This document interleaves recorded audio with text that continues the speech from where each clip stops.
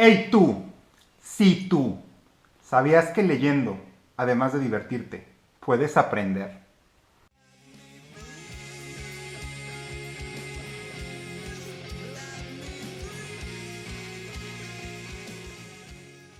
Hola, bienvenido a Esto No Es un Spoiler. Mi nombre es Joaquín y el día de hoy voy a hacer un top 10 de mis libros de no ficción favoritos.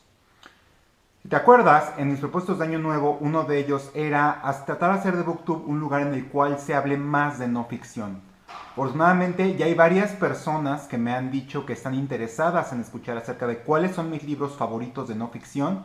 Entonces, vamos a darles gusto y vamos a platicar de cuáles son los libros que hablan de ideas o de cosas que ocurrieron en la vida real, los cuales, además de divertirnos, nos enseñan. ¿Por qué? Porque estos libros no fueron pensados para un público académico, sino para la gente en general. No tienen lenguaje elevado, incluso se dan en Estados Unidos cursos para escritores de no ficción creativa. Es decir, cómo hacer que los hechos sean contados de la manera más amena, amable y divertida posible. Algunos de estos libros incluso son muy graciosos, tienen cosas en serio que hacen que uno se clave mucho en la lectura y mientras uno aprende, puede divertirse también. ¿Ok? Entonces vamos a tratar de ir rápido. Ahora, este movimiento de la no ficción creativa lo empezaron dos libros. Uno es The Tipping Point, o La Cola, algo así de Malcolm Gladwell, y el otro fue Freakonomics de Steven Levitt y Stephen Dubner. Este es uno de los primeros libros que puso la economía de moda otra vez, y en este caso la moda económica de ese entonces era la economía conductual. El libro se trata de qué pasa si a ciertos problemas de la vida real aplicamos las herramientas del análisis económico para descubrir qué es lo que hay detrás, ¿no? En realidad, la postura del libro es, todos estamos motivados por nuestros incentivos y de eso se trata la economía. Entonces, algunos de los problemas de los que habla el libro están muy divertidos. Es de una guardería, por ejemplo, que los padres llegaban tarde por sus hijos y la guardería, para intentar evitar ese problema, lo que hizo fue cobrarles una multa. Y la multa, en vez de hacer que llegaran temprano, hizo que a los padres llegaran más tarde o que más padres llegaran tarde. ¿Por qué? Porque esto le puso un precio a la culpa y los padres preferían pagar ese precio que cargar con la culpa, cuando el mejor incentivo hubiera sido ponerlos en ridículo. Otros es porque los maestros están incentivados a soplarle la respuesta a los alumnos de los exámenes estandarizados. Un caso que ya pasó en México. Porque los luchadores de sumo están incentivados a hacer trampa en ciertos combates. Y el más polémico de todos es cuando los autores afirmaron que el descenso abrupto en el crimen en Estados Unidos en los 90 se debió a la decisión de permitir el aborto libre en ese país, porque las personas que tenían más chances de convertirse en criminales fueron abortadas, que fue lo más polémico que dio este libro. Freakonomics. Vamos a hablar de Mary Roach, vamos a hablar de dos libros de ella. Mary Roach es una gran divulgadora de la ciencia, una escritora que de manera muy divertida nos habla acerca de cosas de ciencia. Este primer libro se llama Empacando para Marte y habla de cuáles son los efectos fisiológicos en el cuerpo humano y todos los experimentos que se han hecho para los astronautas. Es decir, cómo se comporta el cuerpo en cero gravedad, en aceleración abrupta como pasan en los despegues, o cómo se degradan los músculos cuando el cuerpo está sin hacer ningún tipo de actividad física. De hecho, cita un estudio en el cual a un tipo en una universidad le pagaron por estar acostado todo el día por 60 días para ver cómo se degradaban sus músculos. Entonces es un libro divertidísimo. Y un libro mucho más divertido de Mary Roach es este nuevo que se llama Gulp, Aventuras en el Canal Alimenticio, donde habla acerca de la fisiología del aparato digestivo. Habla de cosas muy divertidas como cuál es la química de la saliva, cuál es la química de las flatulencias, por qué preferimos la comida más crocante, más crunchy, que la comida que no lo es, cuál es, si uno verdaderamente puede reventarse el estómago a base de comer y comer y comer, como en este sketch famoso de Monty Python del señor Creosote. Y que, por ejemplo, uno sabía que hoy en día ya hay trasplantes de caca, uno ya puede trasplantar y donar su caca a otro. ¿Qué cosas? Este libro se llama Descenso Ciego, que es un libro de aventura, un libro de exploración del cual voy a hablar, que es Descenso a Ciegas, perdón, de James St. Tabor. que habla de la carrera furiosa que hicieron dos exploradores, un estadounidense Bill Stone y un ucraniano Alexander Klimchuk, para encontrar cuál es la cueva más profunda del mundo.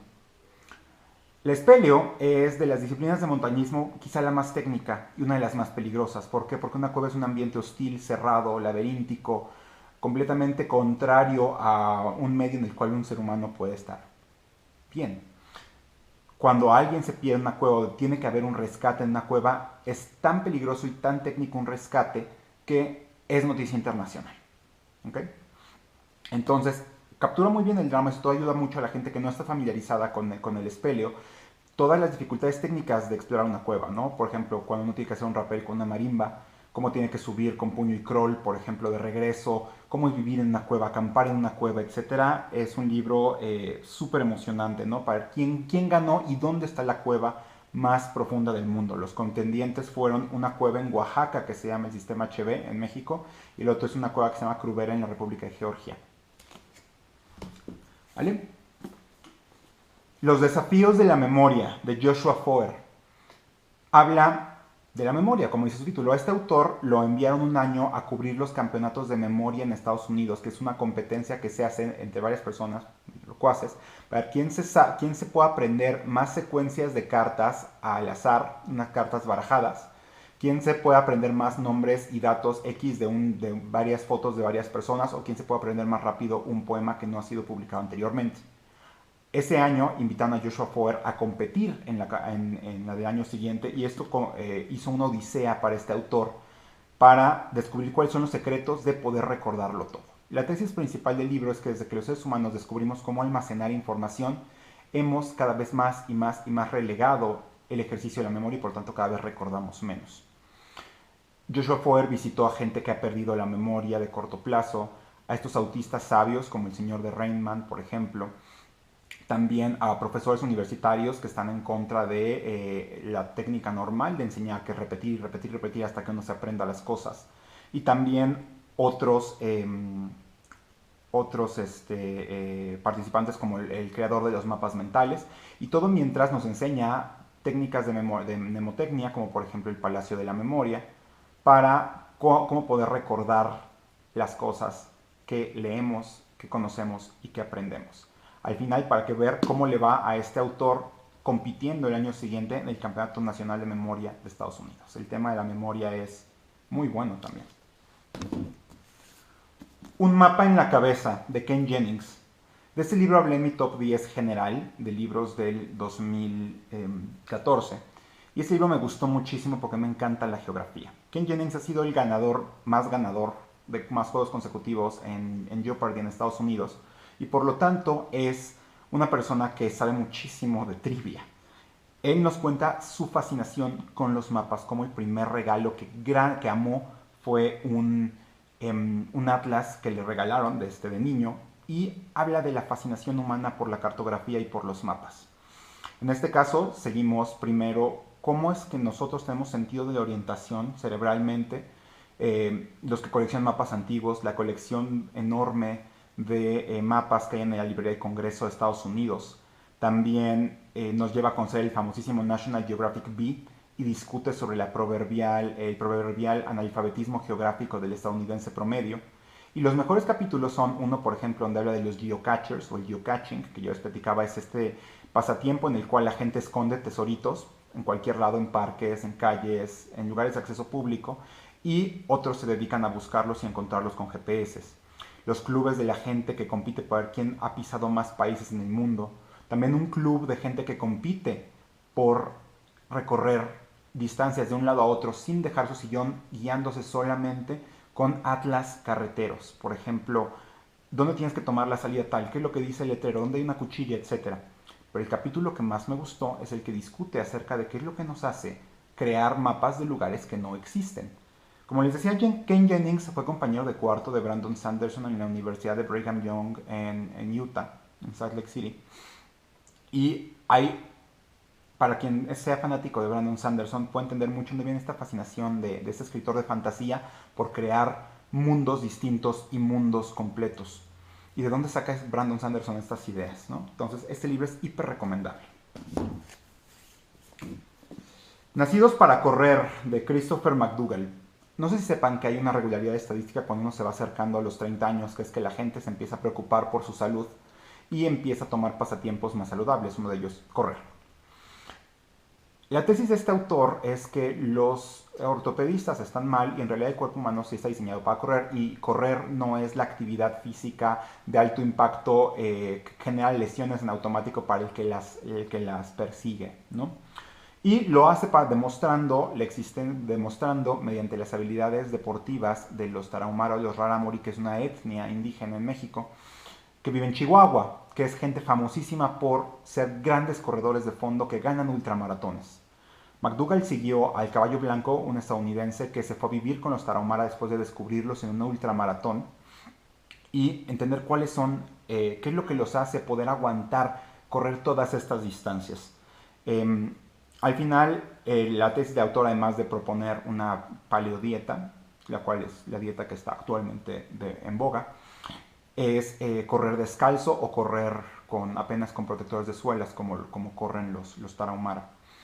Y tratar de avanzar la tesis de que el ser humano, cuando era primitivo, era capaz de hacer que los animales que cazaba los mataba solamente haciendo que se cansaran hasta muerte, y el ser humano corría y corría y corría y corría.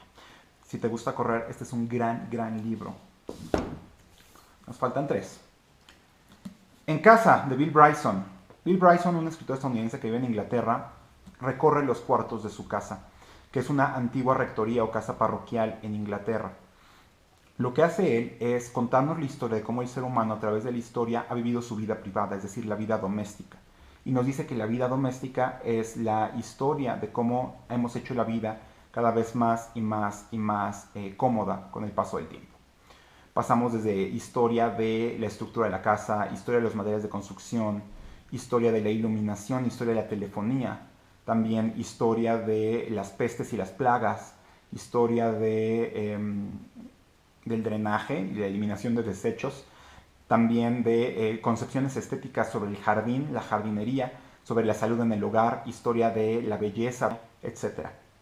Es un libro muy muy bueno, buenísimo para que entendamos cómo era, cómo vivía la gente su vida privada a través de la historia.